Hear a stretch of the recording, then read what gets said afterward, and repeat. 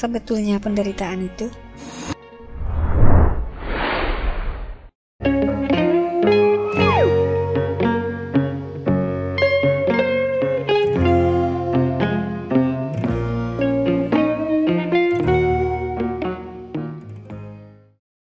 Penderitaan itu adalah khayalan palsu yang ditanggapi oleh perasaan pikiran sebagai kenyataan rupa dan nama yang mempunyai arti dan nilai baik ataupun buruk.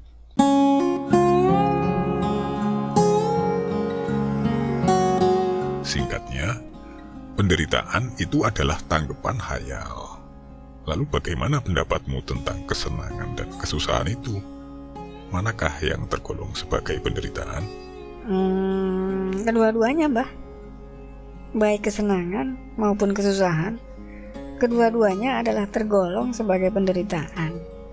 Karena kedua-duanya adalah tanggapan khayal dari perasaan pikiran terhadap rupa dan nama yang mempunyai arti dan nilai baik ataupun buruk. Benar, Mas. Baik kesenangan maupun kesusahan, kedua-duanya itu adalah tergolong penderitaan. Kesenangan dan kesusahan adalah penderitaan yang hanya berbeda di dalam kemendalamannya saja. Kesenangan adalah penderitaan dengan intensitas yang lebih ringan jika dibandingkan dengan kesusahan. Sebagai contoh, dalam kehidupan sehari-hari, misalnya penghasilan Rp50.000 sehari bagi tukang becak mungkin merupakan kesenangan yang luar biasa. Tapi bagi sang pengusaha besar, penghasilan Rp50.000 sehari itu mungkin merupakan kegagalan yang sangat mengerikan dan menderitakan. Ya. Lalu apakah bedanya antara kesenangan dan kebahagiaan? Kesenangan dan kebahagiaan itu apa? Bukankah kesenangan dan kebahagiaan itu hanya istilah atau nama yang berasal dari pembedaan-pembedaan kata-kata untuk memberikan ciri dan arti kepada suatu keadaan? Menurut kebiasaan, kebahagiaan itu diberikan arti sama dengan kesenangan. Itu boleh saja dan tidak ada halangan apa-apa. Tapi istilah kebahagiaan itu boleh juga dipakai untuk menyatakan sesuatu arti yang berbeda daripada kesenangan, yaitu untuk menyatakan berhentinya penderitaan. Dan berhentinya penderitaan itu berarti berhentinya kesenangan dan kesusahan. Telah dikatakan bahwa kebahagiaan itu adalah berhentinya penderitaan. Dan berhentinya penderitaan berarti berhentinya kesenangan dan kesusahan. Pengertian ini agaknya membingungkan dan sukar dipahami. Karena jika kesenangan dan kesusahan itu terhenti, bukankah itu akan berarti suatu kematian? Dan kalau seseorang itu mati, bagaimana kebahagiaan itu dapat dirasakannya? Ini bagaimana jelasnya, Mbah? Kamu sudah mengenali bahwa kesenangan dan kesusahan itu adalah penderitaan, dan penderitaan itu adalah tanggapan khayal. Ini berarti bahwa kesenangan dan kesusahan itu pun tanggapan khayal juga. Maksudnya begini loh, Mas.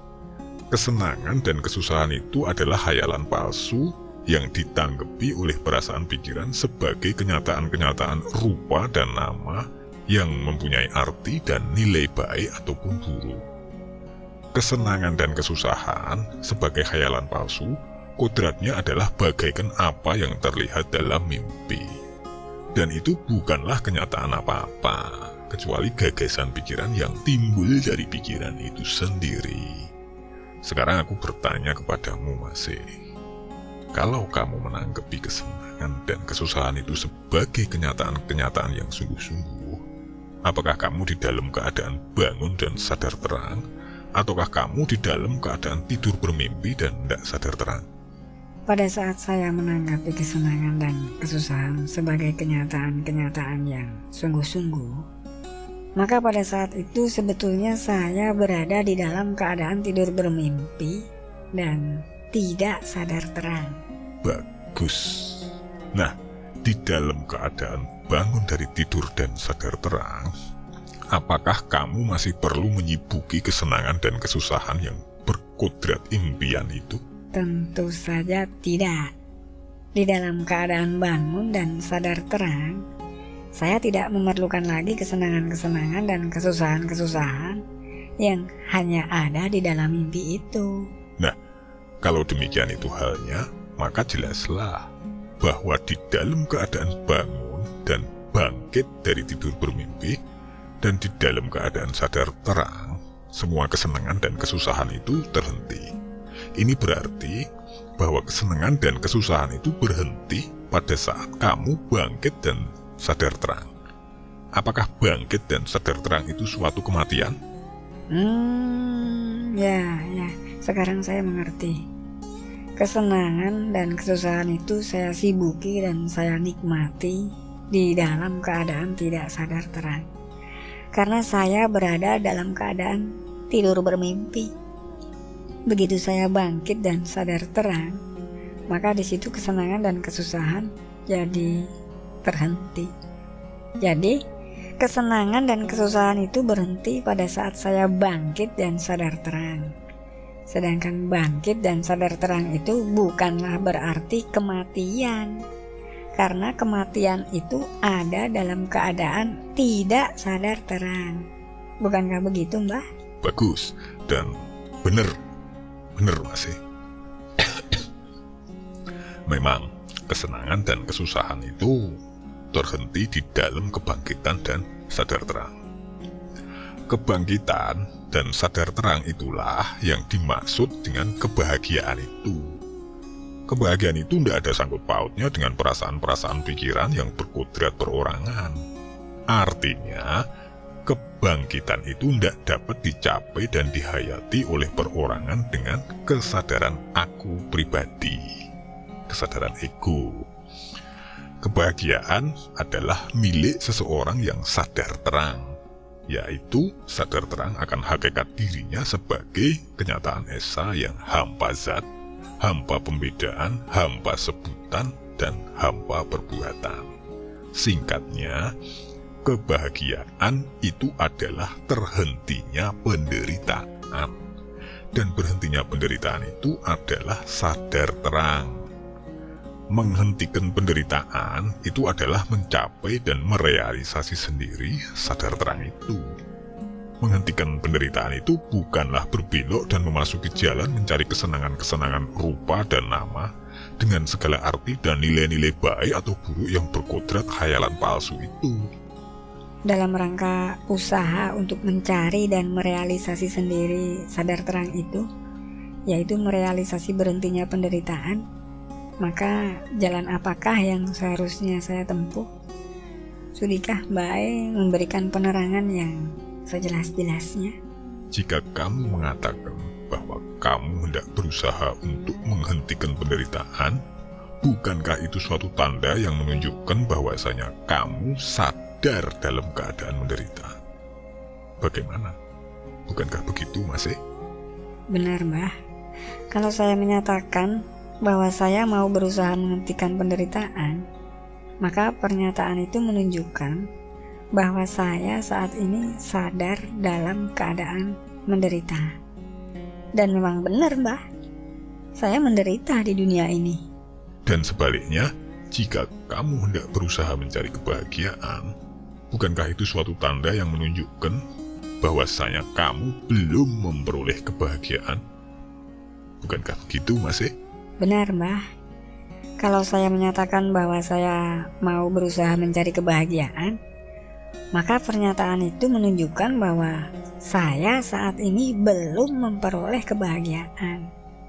Dan memang benar, saya belum memperoleh kebahagiaan karena saya sedang menderita di dunia ini. Jadi tegasnya, apakah kamu menyatakan hendak menghentikan penderitaan, ataukah kamu menyatakan hendak mencari kebahagiaan? Kedua pernyataan itu hanya menunjukkan satu fakta saja, yaitu kamu sedang menderita di dunia sekarang ini. Penderitaan itu adalah fakta kehidupan duniawi, yaitu fakta kehidupan yang dialami oleh semua manusia yang hidup hidup di dalam dunia keadaan ini tanpa kecuali. Meskipun hampir semua manusia dengan mudah mengucapkan pernyataan, aku berusaha menghentikan penderitaan, atau aku berusaha mencari kebahagiaan. Tapi tidak semua manusia mengerti mengenai makna yang sebenarnya daripada apa yang sedang mereka ucapkan itu. Kebanyakan manusia mengucapkan apa yang mereka tidak mengerti. Telah dinyatakan bahwa kebanyakan manusia mengucapkan apa yang mereka tidak mengerti. Saya kurang dapat memahami mengenai apa yang dimaksudkan pernyataan itu. Bagaimana jelasnya, Bay? Jika seseorang mengatakan, aku menderita di dunia ini, tapi tidak mengerti mengenai apa atau siapakah aku itu, tidak mengerti mengenai apakah dunia itu, dan tidak mengerti mengenai apakah penderitaan itu, bukankah hal itu akan berarti bahwa ia tidak mengerti mengenai apa yang ia ucapkan? Dan lagi, jika seseorang mengatakan, aku mencari kebahagiaan di dunia ini, tapi tidak mengerti mengenai apa atau siapakah aku itu, tidak mengerti mengenai apakah dunia itu, dan tidak mengerti mengenai apakah kebahagiaan itu, bukankah hal itu akan berarti bahwa ia tidak mengerti mengenai apa yang ia ucapkan? Walah, Mbah. Sekarang saya dapat memahami mengenai apa yang dimaksud oleh pernyataan manusia mengucapkan apa yang mereka tidak mengerti itu. Ya. Jadi, jika kamu mau menghentikan penderitaan di dalam kehidupan dunia ini, maka pertama-tama kamu harus mempunyai pengertian yang benar, tegas, dan jelas tentang hal ihwalnya 3 hal. Yaitu, pertama, kamu harus mengerti mengenai apa atau siapakah hakikatnya kamu sendiri yang biasa kamu sebutkan sebagai aku itu. Kedua, kamu harus mengerti mengenai apakah hakikatnya dunia keadaan yang biasa kamu sebut sebagai keadaan lahiriah dan keadaan batiniah itu. Dan ketiga, kamu harus mengerti mengenai apakah hakikatnya penderitaan yang biasa kamu sebutkan sebagai kesenangan dan kesusahan itu. Kiranya dari hasil penelitian dan perenungan sendiri melalui akal yang dipuncakkan, kamu sekarang sudah bisa mengerti dan mengenali mengenai hakikat ketiga hal tersebut. Itu tadi. Coba nyatakan pengertianmu tentang ketiga hal itu masih. Pertama-tama tentang hakikat aku sendiri yang biasanya disebutkan sebagai aku. Aku adalah pikiran melihat, yaitu pikiran itu sendiri, sebagai satu-satunya kenyataan esa yang hampa zat, hampa pembedaan, hampa sebutan, hampa kelahiran, dan hampa kematian. Yang kedua tentang dunia kenyataan. Apa yang ada dan berwujud itu, baik yang lahiriah maupun yang batiniah, itu semua bukan kenyataan apa-apa, kecuali perwujudan gambar pikiran yang timbul dari pikiran dan dilihat serta ditanggapi oleh pikiran itu sendiri. Atau dengan kata lain dapat dinyatakan bahwa segala apa yang ada dan berwujud itu sebetulnya bukan kenyataan apa-apa, kecuali perwujudan bayanganku yang timbul dariku dan terlihat olehku sendiri. Dan yang ketiga tentang penderitaan. Penderitaan itu adalah tanggapan khayal yang timbul dari tata susunan pikiran yang melakukan proses berpikir perorangan. Dan berhentinya penderitaan itu adalah kebahagiaan, yaitu kebangkitan dan sadar terang. Demikianlah pengertian tentang hakikat aku, dunia keadaan, dan penderitaan itu. Bagus sekali masih. Dan jika kamu bertanya mengenai jalan yang harus ditempuh untuk merealisasi sendiri sadar terang, yaitu merealisasi sendiri berhentinya penderitaan, maka terlebih dahulu kamu harus mengerti dan mengenali mengenai sebab musabab yang menimbulkan penderitaan itu. Dan sekarang kamu sudah bisa mengenalinya. Coba Mas, terangkan apa yang menjadi sebab musabab timbulnya penderitaan itu. Sebab musabab timbulnya penderitaan adalah ketidaktahuan. Karena kodrat ketidaktahuan itu, maka pikiran lalu melakukan kekeliruan yang besar lagi mendasar, yaitu dengan menyusun proses berpikir perorangan yang berwujud sebagai apa yang dinamakan tata susunan pikiran. Tata susunan pikiran itu yang dapat dicirikan secara khas sebagai pembentuk proses perorangan, melakukan kegiatannya berlandaskan pembedaan-pembedaan, kebiasaan tanggapan, dan kemelekatan kepada rupa dan nama yang diberi arti dan nilai-nilai yang serba dua. Dengan singkat dapat dikatakan bahwa sebab musabab timbulnya penderitaan adalah ketidaktahuan, di mana ketidaktahuan itu berwujud sebagai tata susunan pikiran yang membentuk proses perorangan melalui pembedaan, kebiasaan tanggapan, dan kemelekatan. Bagus sekali Mas. Nah, setelah sebab musabab timbulnya penderitaan itu dikenali, maka jalan yang harus ditempuh untuk merealisasi berhentinya penderitaan lalu menjadi jelas. Jalan yang harus ditempuh untuk menghentikan penderitaan adalah menghentikan ketidaktahuan. Ya, menghentikan ketidaktahuan adalah menghentikan bekerjanya tata susunan pikiran.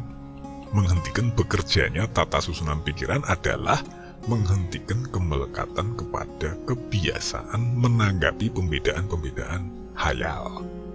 Jadi, untuk menghentikan penderitaan yang berarti merealisasi sadar terang atau kebahagiaan itu adalah dengan menempuh jalan menghentikan kemelekatan kepada kebiasaan menanggapi pembedaan-pembedaan hayal. Telah dikatakan bahwa berhentinya penderitaan itu adalah berhentinya kesenangan maupun kesusahan. Itu adalah penderitaan juga.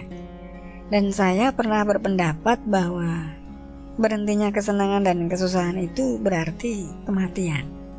Tapi ternyata bahwa berhentinya kesenangan dan kesusahan itu bukan kematian, melainkan berhentinya kesenangan dan kesusahan itu adalah kebangkitan dan sadar terang.